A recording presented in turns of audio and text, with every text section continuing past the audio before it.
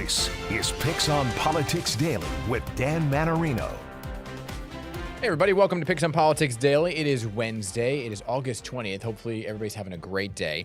So as we continue to talk about all things in the race for mayor, there's been a lot of conversation about whether or not some candidates are able to receive matching funds, right? Eric Adams has been denied a lot of matching funds with the Campaign Finance Board, but matching funds are key for many reasons. I don't know if you remember when I interviewed Curtis Sliwa, he talked about the fact that he could not drop out of the race for two reasons. Number one, he says he's a main party candidate.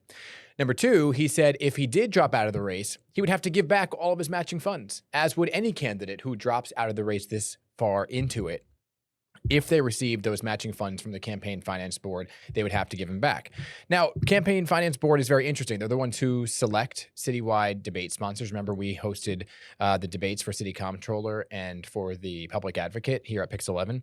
But there's a lot of criteria that go into getting that debate for a candidate, right? They have to have certain polling numbers. They have to have a certain number of matching funds. But there's a city council member who is looking to change kind of some of the criteria about this. His name is Frank Morano. So let me bring him into the conversation right now. Frank, good to see you. Dan, it's great to see you. Thank you for having me. Thank you. So let's talk about this legislation that you have now introduced to the city council, right? You're getting bipartisan support on it, and it involves this whole idea of borough candidates receiving public matching funds to participate in debates. Walk me through what's going on in your head. Sure. So very simply, basically, the premise is if you want public money, you should have to face the public. No hiding, no ducking, no exceptions. Right now, you were talking about the mayor's race a moment ago. A city council candidate can cash the taxpayer's check and skip the voters' questions. That's not democracy. And, that's not what happens in the mayor's race. In the mayor's race, Sliwa, Cuomo, Mamdani, they're all going to have to participate in the debate. Same thing in the public advocate's race. Same thing in the controller's race. But when it comes to borough president and city council, there's this giant loophole that allows you to cash hundreds of thousands of dollars in taxpayer money for your campaign and have no requirement to face the public. But that would be because there's no citywide debate requirement right now for those offices, right? Like borough president, the Campaign Finance Board isn't saying, okay, well, let's select a TV station to put on a debate. Right, exactly, right. So right now, under the current law, there's a requirement for the three citywide offices, mayor, public advocate for controller, and nothing else. Right now, my legislation, which as you point out is bipartisan, would extend that requirement to borough presidential candidates and city council candidates as well.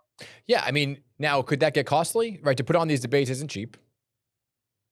I don't think so. Honestly, I think the growth of media outlets that cover politics, like what you're doing, and you've done such a great job at PIX 11 in covering local races, what nonprofit media outlets like the city, what for-profit media outlets like City and State, they're hungry for content. And to say that somehow we're going to add 51 races or 56 races, if you include the borough president's races in this, and this is somehow going to break the budget of any media organization or any other nonprofit entity or civic organization, I don't think that holds water. I don't think cost is a factor. Yeah, I get your point here, right? And it is bipartisan. Like I said, we have Democrat Lincoln Ressler, your counterpart. By the way, Lincoln is not just a Democrat. He's the head of the Progressive Caucus. Yeah. I, as a Republican, represent the most conservative district in the city. So this is the political odd couple, a progressive from Brooklyn, a Republican from Staten Island, teaming up to say debates aren't optional, they're essential. Yeah, I mean, and we're all for democracy and letting the process play out. We love at PIX 11 putting on debates. But when you're talking about the city council races, I understand the borough-wide races, right? For a borough president, it's super important. It's a wide swath of people. So the argument may be made for a council race that it's a small number of people in a small district. So should it get that much attention in all 5 boroughs?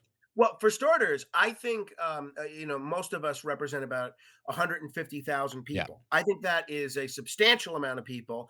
And most folks that I know, especially outside of Staten Island, because Staten Island's lucky enough to still have a local daily newspaper, a lot of them, even well-informed people, don't know who their council member is. Mm-hmm. And the council members have enormous power. They get to control about $5 million in capital funding solely by themselves without checking with anyone else. They get to control $2.5 million in discretionary funding for nonprofits. I think at the very least, those 150,000 people deserve to know who's running for that office. Yeah. So let me ask you this, what's the kind of the response are you getting? Have you talked to the Campaign Finance Board about it? And with your counterparts in the bipartisan nature of it, heard some kind of response about it? I haven't heard any formal response from the CFB yet. I've heard a lot of anecdotal response from Democrats and Republicans. What is it? Everyone thinks that it's a pretty good idea. So far, the only folks that I've heard say anything negative, even on the QT about it, are people that have one more term to run in the city council that may not want to debate a primary opponent. Yeah, was there a candidate or somebody who was running that kind of spearheaded this or made you jumpstart this into action, or you kind of been thinking this for a while? Well, I'll be honest, this is something I've believed for a long time, and I've seen a lot of candidates for borough president, city council duck debates. But I was just elected in April, and one of the candidates that I was running against, he had to be dragged kicking and screaming to one debate Mhm. on television that happened after early voting had already started, was ducking me like crazy. And there was something fundamentally unjust, not just in my mind, but in the minds of the voters, that two of the candidates were willing to participate in debates and one wasn't, even though that candidate was also getting $200,000 Mhm. in public money. The public deserves to hear from you if they're paying the bills for your campaign. It's as Oh, simple as that. so what's the next step for this? The next step is we're going to try and get more and more members to sign on to it. I am asking a lot of the candidates for speaker because we're being, wooed by a lot of would-be speaker candidates to sign on to this, and hopefully we can get a hearing before the Government Operations Committee, which I'm fortunate enough to serve on. Yeah. Lincoln Ressler is the chair on, and I'm thinking that we're going to keep building more and more support, not only among council members but among the public, which is why I'm so grateful for the opportunity to talk to the public about it on your show. Thank you very much. And so, you just kind of brought up one of my questions. Great segue here to the speaker's race. And that is kind of playing out in real time, right? And who are you supporting? I nobody officially yet. I've met with several of the candidates. I like them all. I have a longstanding friendship with Julie Menin, but I've also heard a lot of things that I really like from people like Chris Marte and from people like Amanda Farias. The truth is, I'm hoping to use the leverage that we have as a Republican conference, as the Common Sense Caucus, and as the three-member Staten Island delegation to really change how the council functions. There are so many areas of the council which are undemocratic with a Mhm. small d. And I think we really need to use this once in a career opportunity to make the council a bit more of a democratic institution. For instance, I'd love to have debates. We vote on legislation now. There's no opportunity to debate like in Congress. I think that ought to change. I think the public deserves. I think the public deserves that. So I'm going to be meeting with everybody, and I'm hoping we could use the leverage in our conference to force some important changes.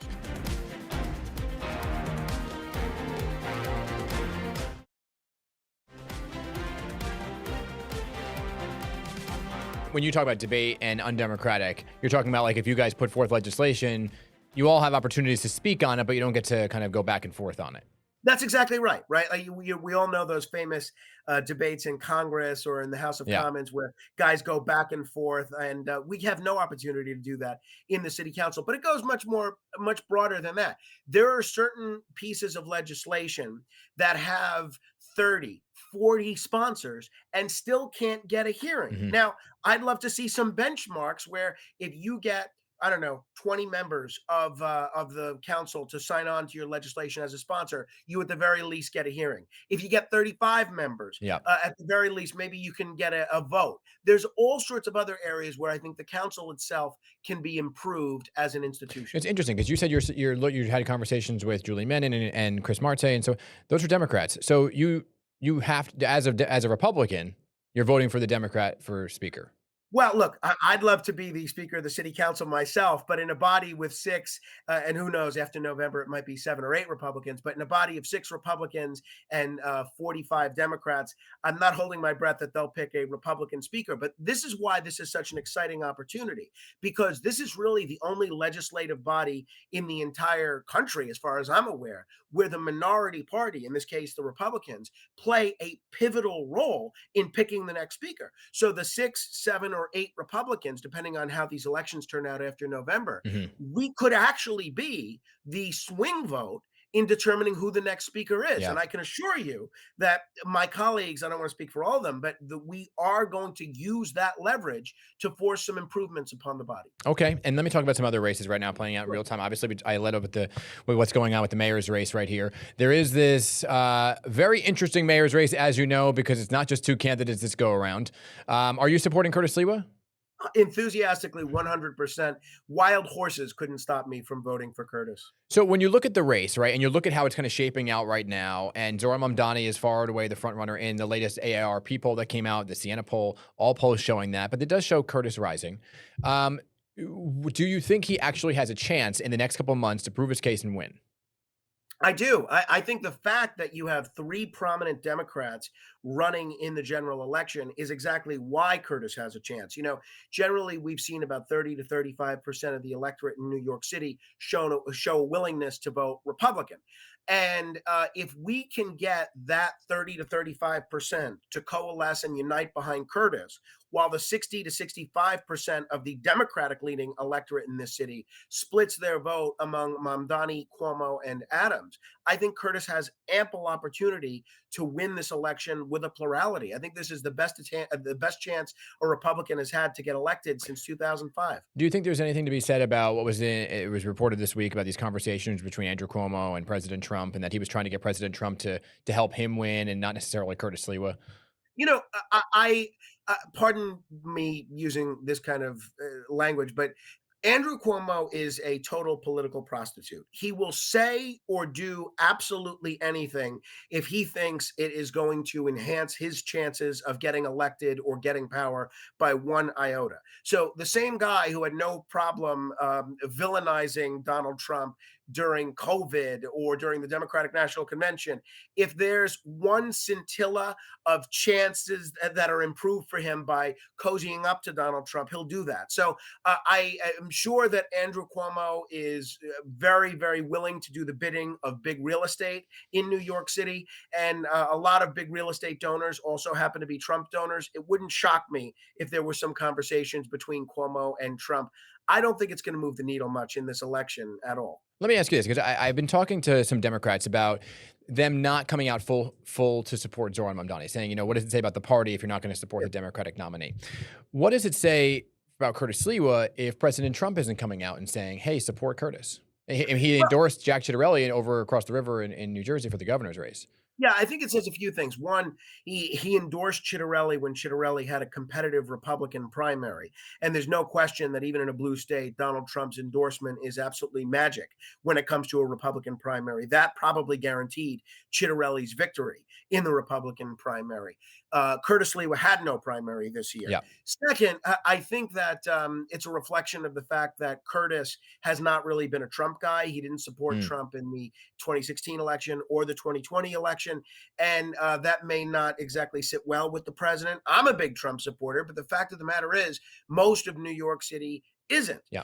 So I think that Trump's declination to support Curtis may in a weird way actually enhance Curtis's chances in the general election, as long as he gets those Giuliani Democrats, those Bloomberg Democrats, and any kind of moderate person that doesn't want to see an extremist as the mayor of New York City voting for Curtis. I think that's the real opportunity. I think Trump's going to be a minimal factor in the general election. A great conversation, Councilmember Frank Morano. I appreciate you coming on. Keep us posted on the legislation regarding the Campaign Finance Board and those matching funds, okay?